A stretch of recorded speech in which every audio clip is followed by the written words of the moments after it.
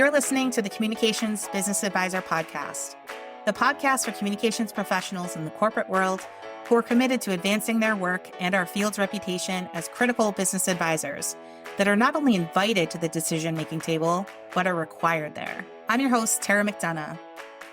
Hello, and welcome back to another episode of the Communications Business Advisor podcast. Today, we're going to be asking an essential question. How important is it?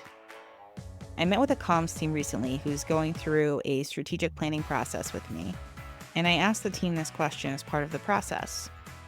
How important is it? It was in relation to the massive output that the team shared. Now, we aligned on the why of the work. I understood why it was being done. But when thinking through the recommendations for this team, I started asking that kicker of a question. How important is it? Now, most of us here in comms were ambitious overachievers. We love what we do, and we're constantly doing more and more, whether we demand it of ourselves or because others demand it of us. And if we're not busy, we're not comfortable. For most of us who succeed in this field, I bet aside from vacation, you can't remember a time when you weren't busy. But in a culture where busy can be weaponized as not prioritizing, and prioritization is the answer to every request that comms has for budget, staff, or resources, I'd like to challenge the mindset we associated with that dirty P word. If you haven't listened to it already, I suggest you listen into the podcast episode with Jessica Onick. It's an episode number 9, I think. It's called The Next Dirty P Word, Prioritizing. Now, I know and you know that most of the time when we reasonably make the case to our leaders who aren't in comms for additional resources, and they respond by telling us we just need to prioritize, we rightfully want to scream. Everything we do is a priority. Why do they not get this? Now, it's probably because they have never done what we do. They don't know communications. Prioritize can feel like a weapon of a word that's used against us. And so if they don't work in our field and they never have, they won't really get it. Look, I understand that. And I understand that it's frustrating. I've been there too. But just don't get stuck there, my friends.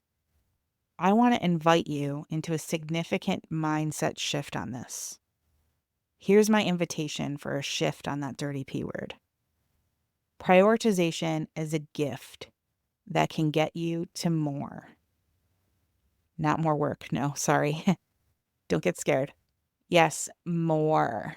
More resources, more budget, and more clarity.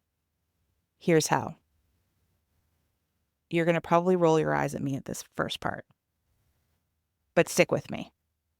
Start with an old-fashioned prioritization exercise, like you might have done hundreds of times before alone or with your team, and you probably do it every day on your to-do list. Some of you might be mentally fighting me on this already, but I will tell you this. Even with the most efficient teams out there, I have always had recommendations on prioritization that has increased efficiency and made things better for the team and the company. Always. Anyway, so here's how you do it. Put the goals of the organization on top of a whiteboard, or a digital whiteboard if you're remote. Then you review the goals of the organization right now as yourself and with your team. And you ask, how important is that piece of content? How important is that project? How important is that update or that process? Is it critical, important, or nice to do? Yep, an old-fashioned prioritization exercise. Except I put in another bucket around it. Important for other reasons is that other bucket. Meaning reasons other than the needs of the organization to meet business goals. Being frank here, we're all friends, right? This is the people-pleasing bucket. This is the stuff that we do as a favor for a colleague, or to keep a positive relationship with a leader, or to form a positive relationship with someone you're trying to prove your value to. And then the ever-popular, because the CEO asked for it, and more. And when we get down to it, there's usually a decent amount of work that does not fit into the critical to achieve business goals category. And some of those things that you're doing for other reasons, the people-pleasing category, you're doing them without ever even pushing back or questioning whether you really need to do it. But I digress. Some of it you still need to keep there. So what's next? It's not as if you can drop the things that are in that people-pleasing bucket altogether, or you can stop doing altogether the things that are in that lower prioritization area, at least not without talking to a ton of people first. True. So there's a combo of things that can work here. One is to create a strategic plan that focuses on achieving business goals, using communications, and then socializing with the executive team and talking with them about what the team can no longer do as a result of this strategic plan / prioritization exercise. Because what you're doing is prioritizing along with business goals.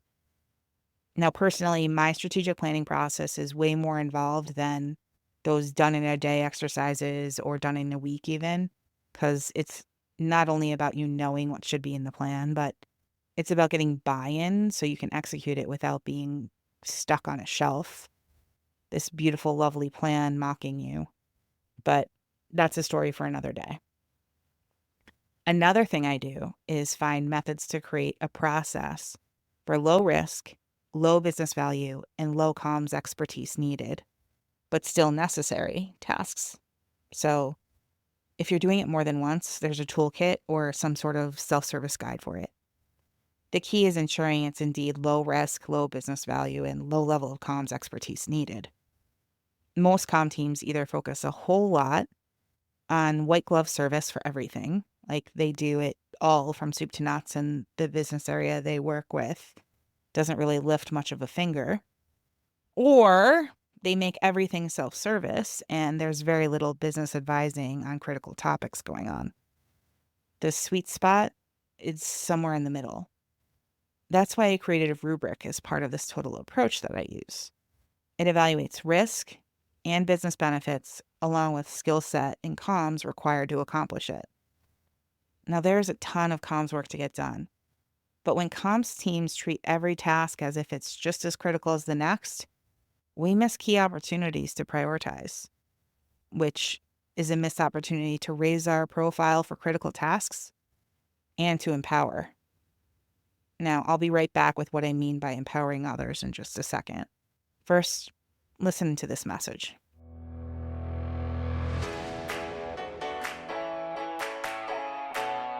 It's so important to have community across any part of our lives, and that's one way that Raise the Tide has had a major impact for me.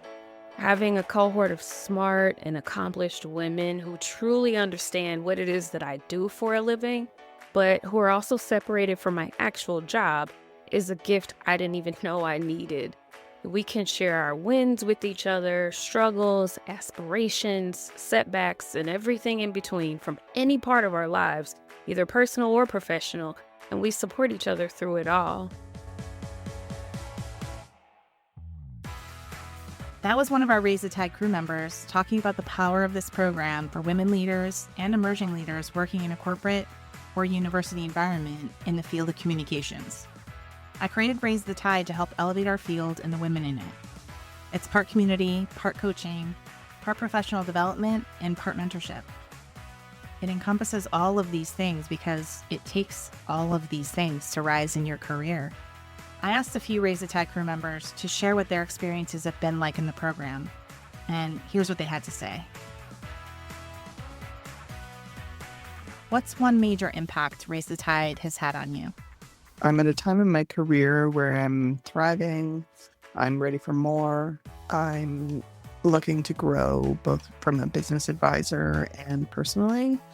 And what I will say is I'm not necessarily getting what I need in terms of coaching and growth internally. And that's where Raise the Tide comes in.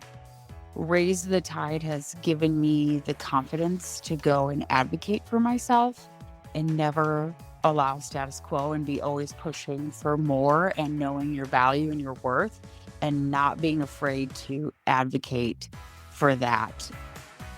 What's one thing that's been surprising to you about Raise the Tide? I honestly was surprised by how quickly I felt part of something really unique and special.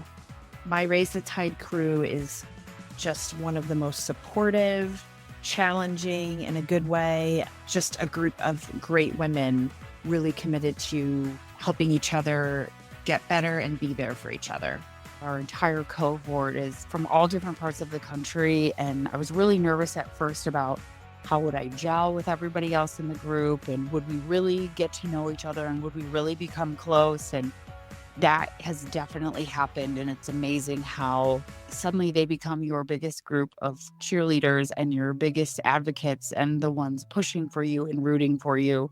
And that was really surprising to me. Something that surprised me about being in Raise the Tide is just how much I feel seen. My crew holds up a mirror for me and even helps me see myself in ways that I haven't before. It's extremely validating, and it's a pretty powerful experience. It's been an absolute pleasure to connect with women who actually get the ups and downs of internal communications and external communications. What would you tell someone who's interested in joining? Do it. It honestly is probably one of the best things I've ever done for myself in my 20 plus year career.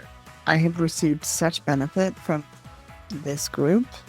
I cannot actually express it. To anyone who's interested in joining Raise the Tide, I'd say this is an excellent way to invest in yourself. The return might even end up being well beyond what you might expect. I walked in hoping for some professional clarity, and I've gotten that, but also stayed for the growth and the support and the connection that has come to mean so much to me. If you're interested in this program, head on over to TaraMcDonagh.com and complete the Raise the Tide form. A rising tide raises all ships, but we're not the ships. Together, we're the force of the tide, raising the ships for our entire industry. Okay, so we're talking about how prioritizing can help empower people. Here's what I mean. I've said before that communications doesn't replace managing, it empowers managing. What if we started viewing handing some of this work to people in toolkits or guides as empowering those people? Teaching them the approach that you know works. And if you look at it this way, the way that I'm talking about, the way that evaluates risk, benefit to the organization, and comms skill set required, you can find the sweet spot to empower others and take some of that busy work off your plate as you focus on the critical stuff. But you have to be willing to let it go. You have to be willing to ask, how important is it? You have to be willing to let your perfectionism go. And then you have to get alignment from company leaders on it, starting with your boss, which can be hard if you don't go advocate, and most importantly, if you don't hold the line. You have to hold the line being your boundaries. So when execs say things like, I understand the need to prioritize, but can you also do this thing too? No, you can't. Now, you might not want to respond directly, no, I can't, but that's essentially what you're going to say. That's what they're going to take away. If they want you to do that, they have to give you more resources. Stop doing more and more with less. Protect yourself and your team from burnout. Now, in this situation, one of three things will happen. One, you'll negotiate to take something off the list, and maybe that executive team suggests it goes to another business area that has zero business taking it on because they have no expertise or experience in it. You guys know what I'm talking about. And this is a risk that makes people feel like they can't give anything up because it might go to some other team that's going to just totally screw it up. Well, in these situations, I like to use questions. The question I like is, okay, but can I ask, if you're not comfortable with making this a self-service skill that people take on themselves, why hand it to a team with no experience or expertise in it to oversee it? Now, I know that that other team has a huge volume of responsibility and skill in, and then you name the things and you make sure everybody knows that you value that team. But this is an area of communications expertise, not HR or marketing or executive assistants or whatever other team they come up with. I would even go so far as to take a step further and ask if they'd be willing to hand advertising to finance or payroll to marketing, because it's not far from that. What's the problem with the options you offered as self-service with guidance or additional resources for comms? Make them answer. Make them answer it. Of course, I only do this with a team where I feel I've established my expertise and I have strong relationships and where honesty is valued, and you have core relationships. Now, if you don't, it's an entirely different story, and I'll give you one other way you could go about it. If you don't have these relationships or room for this approach in your company culture, and you anticipate someone in the room might make the wild suggestion to give the task to another department that has no business taking it on, you could always do the meeting before the meeting. Go to someone that's an advocate in that executive team that will be in the room, who gets it, and have the conversation with them before you go into that room to share your plan. They can be the additional voice of reason in the room. Use your advocates, because they'll use you. Now, if neither of these works for you, you got to find the approach that works for you. I don't want to push anybody to do something that is entirely wrong for their company culture or who they are as a person. But I will say you're going to have to push yourself a little bit out of your comfort zone. Don't do something entirely opposite of who you are or who the company culture is, but push yourself a bit.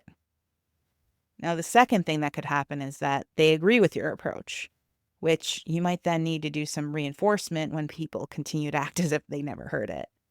They'll still send you the same things, and then it's on you to reinforce the decisions. Hey, remember when we talked about how we're not doing that anymore? But you'll have something off your plate, and you and your team can spend time on the critical stuff now. Even if that lighter and easier stuff suddenly makes you cringe now that it's out of your hands and someone else is doing it and it's full of jargon or grammatical errors. I know, it's tough. The reality is, though, if it's cringeworthy enough and it causes enough problems, it'll come back to you again, and it'll come back to you in the form of new resources. And if it's not that important, who cares? It's not that important. Let it go. Third, here's the third option that could happen. They'll think on it for a bit or agree with you maybe, and then eventually you'll get more resources. Again, if you hold the line in a calm, reasonable way, a way that suggests how to solve the problem in a new way, because they're going to come back to you at some point and say, they need your help. And you can say, well, I hear you on this. So what if we got more budget and then I could hire someone to take that on along with these 3 other things that really need to be focused on moving forward. Now, keep in mind that those additional resources may be freelancers or contractors. They might not be full-time staff, at least not right from the jump. Keep an open mind on that. It all starts from the open conversation of how important is it? Another team I've been working with, they're looking at this too. And toolkits and education for certain departments on certain standard tasks, it's the way to go. For example, managers and directors, even leaders, they can write their own announcements for new employees if you give them a template and guidance. You can also give them directions on creating their distribution list for who that message will go to. For example, maybe you have some criteria that for VP or above, it goes to the whole company and you edit it before it gets sent out. But for director or below, it goes to their own department and then to the individuals that they think that person will be working with most often. And speaking of sending it to your own department, this is a side note here, but a department leader can and should manage their own contact list, their own email list for their own department. Having you guys do email list management for every single department is banana pants crazy. Anyway, back to new employee announcements. Aside from the one-offs that managers would send out, maybe there's a roundup post that you decide to do for your intranet once per month. Your intern puts it together with a welcome message and the name and the department of the new staff members, which is posted every single month. Template and process. Maybe that doesn't work for you because you have a smaller company. But again, you can create your own template and your own process. Now, if someone strays from that, let's say they're sending out an email announcing a new employee to their department and a handful of other people, and they write a word wrong, or they don't follow the directions, or they don't send it to the people that you told them to send it to. Again, that's very much a low risk, low business benefit, low level of comms expertise required message.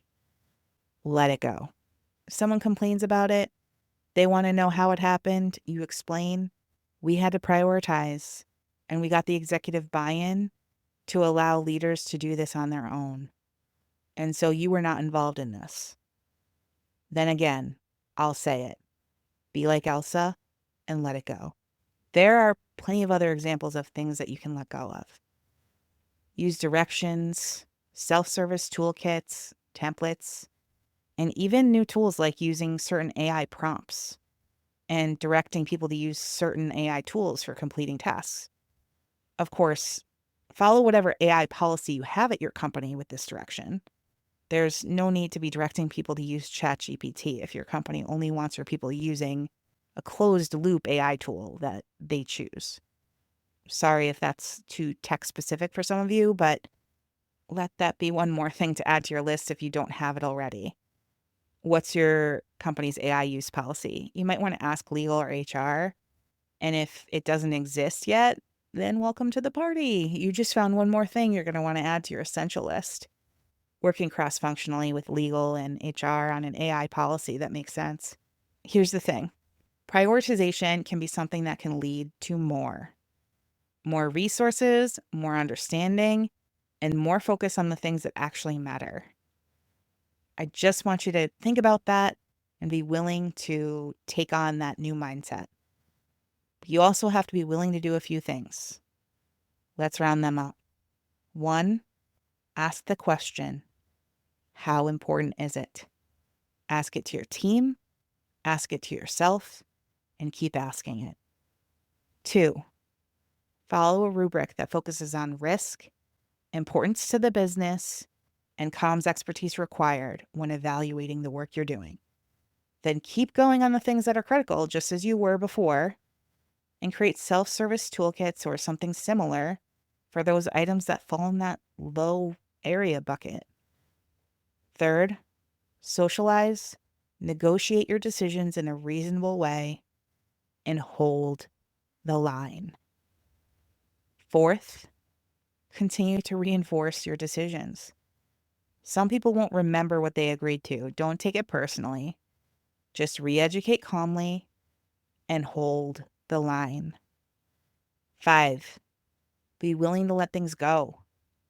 Even when it hurts you seeing simple errors that you or your team would have caught. As long as it doesn't hurt the business, let it go.